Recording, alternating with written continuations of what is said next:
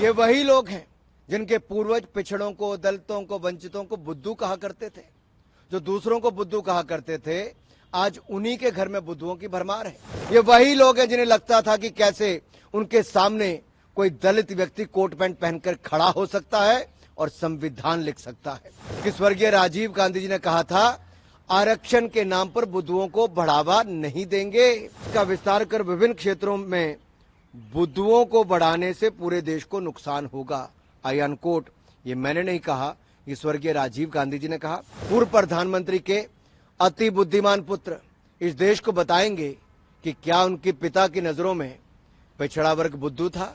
नेहरू जी ने तो अपने सारे मुख्यमंत्रियों को पत्र लिखकर बता दिया था कि वे किसी भी प्रकार के आरक्षण के खिलाफ हैं। इंदिरा गांधी जी की भी यही नीति रही। कल कुछ लोगों को मेरे भाषण से उनके सेंस ऑफ एंटाइटलमेंट को गहरी चोट लगी, जिसका असर हुआ कि पूरे इकोसिस्टम ने चीख पुकार मचाना शुरू कर दिया। इन्हें लगता है कि सवाल पूछने का हक सिर्फ इन्हें है, क्योंकि ये प्रिविलेज है। ये वही लोग हैं जिनके पूर्वज पिछड़ों को, दलितों को, वंचितों को बुद्धू कहा करते थे। जो दूसरों को बुद्धू कहा करते थे, आज उन्हीं के घर में बुद्धुओं की भरमार है। ये वही लोग हैं जिनके पूर्वज दलितों, आदिवासियों को समानता का अधिकार न देने के बहाने बनाते थे। ये वही लोग हैं जिन्हें लगता था कि कैसे उनके सामने कोई दलित व्यक्ति कोट पैंट पहनकर खड़ा हो सकता है और संविधान लिख सकता है। बुद्धू मैं नहीं कह रहा, बुद्धू तो कांग्रेस के तत्कालीन प्रधानमंत्री श्री राजीव गांधी जी ने कहा था, वह भी सार्वजनिक रूप से सांझ को आंच किया। श्रीमान राहुल गांधी जी, पूरी कांग्रेस जमात पढ़ ले कि स्वर्गीय राजीव गांधी जी ने कहा था, आरक्षण के नाम पर बुद्धुओं को बढ़ावा नहीं देंगे। और नव भारत टाइम्स का ये लखनऊ एडिशन का 3 मार्च 1985 और बाईलाइन थी आलोक मेहता की। इस इंटरव्यू का शीर्षक था, आरक्षण के नाम पर बुद्धुओं को बढ़ावा नहीं। और मैं कुछ लाइनें आपके लिए पढ़ देता हूं, जो प्रारंभिक इसका पैराग्राफ है।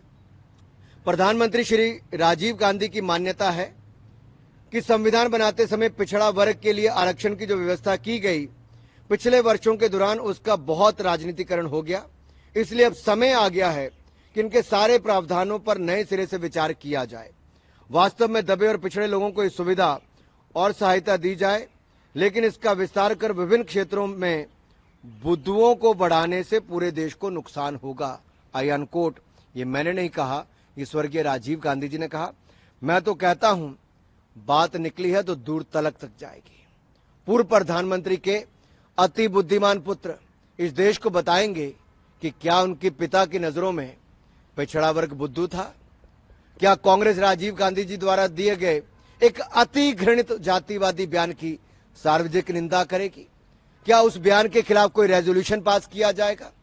जो लोग आज तक लेगेसी की मलाई खाते आ रहे हैं, आज उनके मुंह में सवाल की खटाई पड़ गई तो झूठ बोलकर जगहसाई करवा रहे हैं।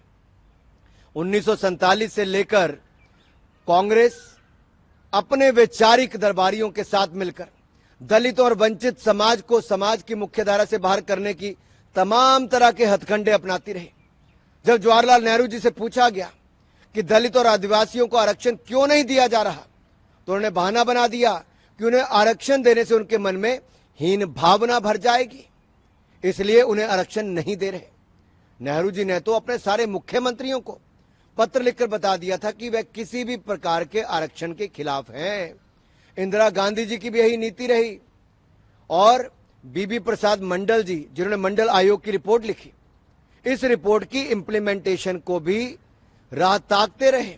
मंडल जी का स्वर्गवास हो गया, लेकिन इंदिरा जी और राजीव गांधी जी ने 10 साल तक इस रिपोर्ट को लागू नहीं होने दिया। राजीव गांधी जी तो खुलेआम मंडल आयोग के रिपोर्ट को लागू करने का विरोध करते रहे। और जब काका कालेलकर की रिपोर्ट आई थी, तब भी कांग्रेस ने वर्षों तक इस रिपोर्ट को दबा कर रखा। और मुझे एक शेर याद आता है, लम्हों ने खता की, सदियों ने सजा पाई। अगर सामंती सोच वाली कांग्रेस पार्टी ने उस समय मंडल रिपोर्ट और काका कालेलकर की रिपोर्ट में कीड़ा में रोड़ा नहीं अटकाया होता, तो आज स्थिति कुछ और होती।